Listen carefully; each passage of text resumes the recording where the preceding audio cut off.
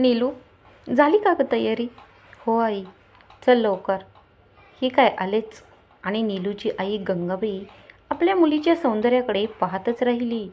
आपली आई आपल्याकडे टक लावून पाहते हे नीलूच्या लक्षात येताच ती ओशाळली.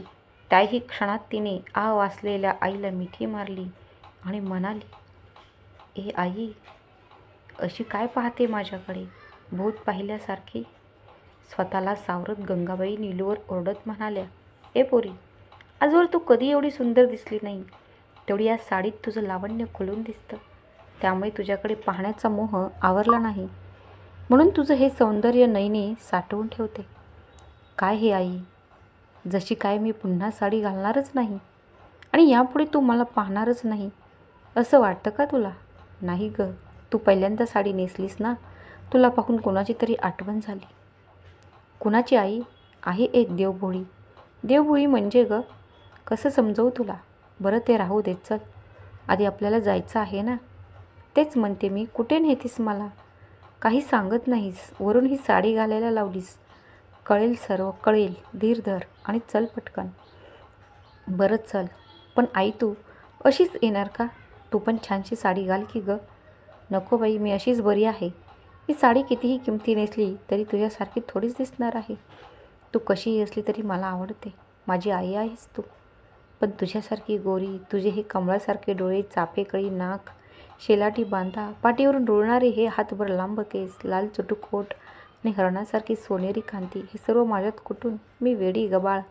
तुझ्यासोबत चालायला लागली तरी कोणी मायलेकर म्हणणार नाही. कुणीतरी कामवाली बाई म्हणतील, बस बस, किती तारीफ करते. तू कामवाली नाहीस, माझी आई आहेस. कळलं?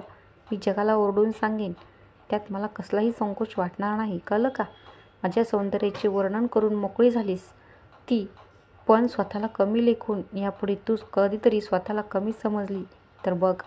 आणि कसलं सुंदर वर्णन करते तू.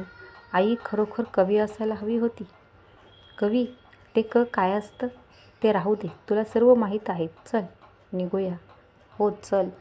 दोघेही चालत खोलीच्या बाहेर येताच गंगाबाई लेकीला म्हणाल्या, थांब हं, मी आलेच. असं म्हणत त्या आल्या पेटीतून कसलीशी वस्तू बाहेर काढत म्हणाल्या, बाईसाहेब, तुमची लेक येते हो, पण तुम्हाला ओळख पटायला म्हणून हा तुमच्या लेकीच्या अंगावरचा झबला, जो तुम्ही तिला माझ्या हवाली करताना अंगात होता आणि त्यामागील 16 वर्षाच्या भूतकाळात अडकलेल्या रात्री 2 वाजले होते. दिवसभर मुंबईचे गजबजलेले रस्ते शांत होते. रस्त्याच्या कडेवरचे दिवे मात्र आपला टिमटिमता काहीसा पिवळसर प्रकाश रस्त्याची शोभा वाढवत रांगेने उभे होते. रस्त्यावर एका-दुका गाड्या मात्र रस्त्यावरची नीरव शांतता भंग करत होत्या. त्याचवेळी रस्त्याच्या कडेवर अर्धवट झोपेत असलेली भटकी कुत्री मात्र मधीच भुंकत होती. त्यांच्या भुंकण्याच्या आवाजाने पायपुटीवर झोपलेले भिकारी मात्र मधीच करवट बदलताना दिसत होते. आभाळाच्या मायेत धरतीच्या उबदार स्पर्शात भिकेसाठी वणवण फिरणारी भिकारी निवांत पडलेली, सुखाची झोप गवसायला घर नसलेली भिकारी कोणाची चाहूल लागताच करवट बदलत होते. अशा शांत वेळी गंगे मात्र एका दगडावर बसली होती. दिवसभर वणवण करूनही तिच्या पोटाची खळगी भरली नव्हती. भुकेने कासावीस झालेली गंगी कुणी गाडीतून काही अर्धवट खाल्लेलं अन्न फेकलं तर ते मिळेल या आशेने ती बसलेली. तिच्या दिशेने गाडी येताना दिसली की ती डोळे उघडून पाही. वेळ हळूहळू पुढे जात होती. गंगीचे डोळे आता शिनायला लागलेले होते. तरी अशेत किरण मनात बाळगून असलेली गंगी गाडी आली की मान वर करी. काही वेळात एक धीम्या गतीनं धवल रंगाची फियाट कार येताना पाहून गंगीला आशा वाढली. कारण एवढ्या रात्री येणाऱ्या जाणाऱ्या गाड्या सुसाट वेगानं धावत होत्या, पण ही कार मात्र त्याला अपवाद होती. ती कार अगदी गंगीजवळ येताच थांबली. ते पाहून गंगीचं मन खरं तर भीतीने डगमगलं. न जाणो कोणी माथे फिरू आपलं काय करील, ना आधार ना आश्रय.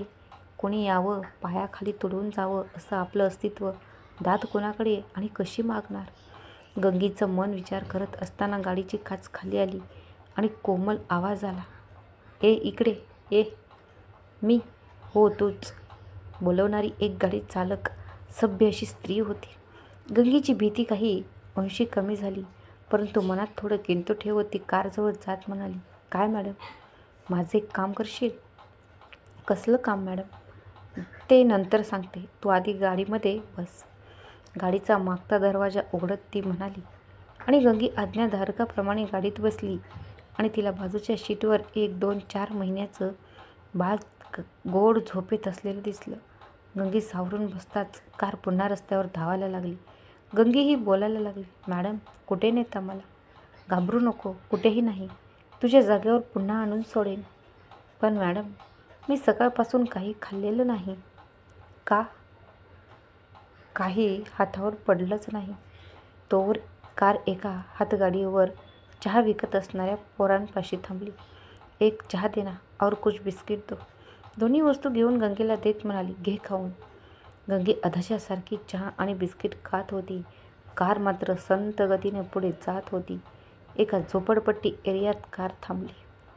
गाडीतून ती स्त्री उतरली आणि बाळाला घेत गंगेला उतरायला सांगून कार लॉक केली. बघता बघता दोघी झोपडपट्टीत शिरल्या. एक बंद रूमच्या समोर येताच त्या स्त्रीने दरवाजा उघडून लाईट ऑन केली आणि गंगे पाहत राहिली. सुंदर अशी ती रूम मस्त होती. घरात हव्या असणाऱ्या सर्व गोष्टी होत्या. समोर असलेल्या लहानशा बेडवर बाळाला ठेवत ती स्त्री म्हणाली, आतमध्ये बाथरूम आहे, तू पहिली आंघोळ करून येशील प्लीज. गंगेला मात्र तिला नाही म्हणवेना, पण आंघोळ केली तर अंगावर पुन्हा कपडे लागतील, त्याचं कसं करावं? तिच्या नजरेतले भाव ओळखून तिने कपाट उघडून तिला येण्याजोगे कपडे काढून देत म्हणाली, काही घाई नाही, स्वच्छ आंघोळ कर जी. आणि रस्त्याच्या कडेला काळोखात आंघोळ करणारी गंगी पहिली वहिली बाथरूममध्ये आंघोळीला बसली. तिला हे सारं स्वप्नच झरझर करत तिच्या बरोबर सुखद घटना घडत होत्या. आनंद मनात मावत तिनं नहान आटपून त्या स्त्रीनं दिलेलं गाऊन घालून गंगी बाहेर आली आणि आरशात स्वतःला पाहून तिला तीच ओळखता आली नाही. ती स्त्री मात्र छान म्हणाली. पुढचा आदेश गंगेला आला, तुला चहा बनवता येतो? हो. गॅस पेटवता येतो? हो. चल ये मागे. दोघं तिथल्याच किचनमध्ये आली. तिने चहाची सामग्री दाखवून फ्रीजमध्ये दूध असल्याचं सांगून ती बाळाजवळ बसली. 2 हाती 2 कप चहा घेऊन गंगीने एक त्या बाईला देत म्हणाली, मॅडम एक विचारू? हो, पण हेच विचारणार ना की मला इथं का आणलं? हे सर्व माझ्यासाठी का करता? आपल्या मनातलं अचूक भाव ओळखले कसे? ह्या संभ्रमात असलेल्या त्या बाईकडे गंगी कौतुकाने पाहत होती. तिच्या डोळ्यातले भाव पाहून ती स्त्री म्हणाली, अशी हैराण होऊ नको. नाही पण ऐक, कुणासाठी कोणी फुकट करत नाही. तुला मी त्या रस्त्यावर आज 4 दिवस पाहते आहे. कुणाच्या पुढे मागे करत नाही. कुणी मुद्दाम तुला दिलं काही तरच घेतेस. हे सर्व पाहून तुला इथं आणली. तेच विचारते मॅडम, मला का आणलं? सांगते, पण तुझं नाव? गंगी म्हणतात मला. तुझं कुणी अजून आहे? नाही. गंगी, तू या बाळाची आई होशील? मी? हो तूच. तुला काही कमी पडणार नाही. सर्व मिळेल. फक्त हिला मोठं करायचं, शिक्षण द्यायचं आणि तुला सारा खर्च पुरवत राहीन. प्रत्येक महिन्यात तुला पैसे मी देईन, पण बँकेमध्ये जायचं ते मी तुला दाखवेन. तुझं खातं ओपन करून देईन उद्या. ही रूम या बेबीची आहे. ती आजपासून तुझ्या ताब्यात. हिला मोठी कर, शिकव. योग्य वेळ येताच मी तुला भेटायला येईन. तुझी चौकशी लांबून करत राहीन. आणि ती जशी आली तशी गेली. ही त्यानंतर गंगीने नीलूचं सारं मनापासून केलं. पैसा येत होता. नीलू वाढत होती. 10वीचे पेपर संपले आणि गंगेला तिने वहिला फोन करून अमुक ठिकाणी नीलूला घेऊन ये सांगितलं होतं. ती बाई कोण? नीलू तिची कोण? या प्रश्नांची उत्तरे आज गंगेला मिळणार होती. गंगीच्या नजरेत ती मात्र देवी होती. आई चल. अगं काय करते? नीलूच्या हाकेसरशी ती बाहेर आली. रस्त्यावर येताच तिने टॅक्सी पकडली. दादर गोखले रोड असं सांगून दोघी आत बसल्या. गोखले रोड येताच तिला स्नेहा सदन बंगला शोधायला जास्त वेळ लागला नाही. बंगल्याच्या सिक्युरिटीला ती आल्याची आत वर्दी दिली आणि आपणास कधी बोलवतील याची वाट पाहत ती गेटपाशी थांबली. काही वेळातच बंगल्याच्या आतून गंगाबाईला बोलावणं आलं. तशी गंगाबाई नीलूला घेऊन बंगल्यात प्रवेश केला. प्रथम दर्शनी असलेल्या हॉलमध्ये दोघींना बसवण्यात आलं. गंगाबाईची नजर त्या मालकाच्या वैभवाचं प्रदर्शन करत असलेल्या त्या हॉलकडे नव्हती. तिची नजर काही शोधण्यात मग्न होती. शेवटी डोळ्यांची प्रतीक्षा संपली असावी. एक 40 ते 45 वर्षाची युवती बाहेर आली.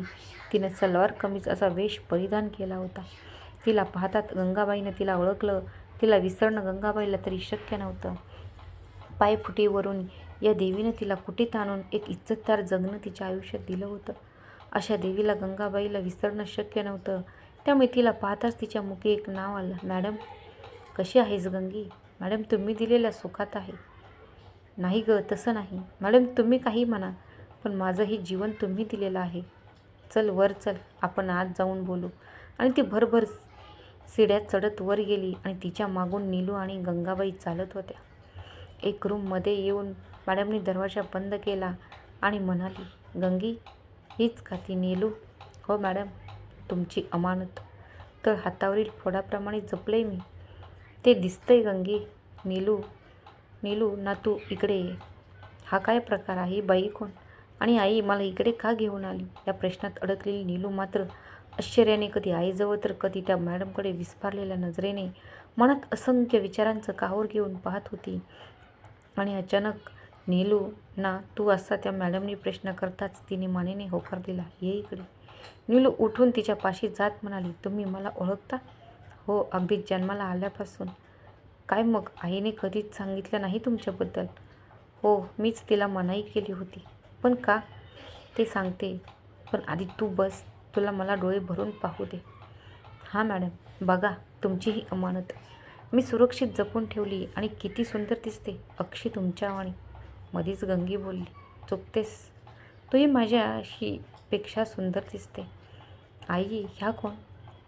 तुम्हाला इथं का आणलंस? मला समजेल का? मी सांगते. सांगा प्लीज, मी अधीर झाली तुमचं बोलणं ऐकायला. मन घट्ट करून ऐक, ती वेळ आली आहे तुला सर्व सांगायची. सांगा मॅडम. तू या गंगीची मुलगी नाहीस.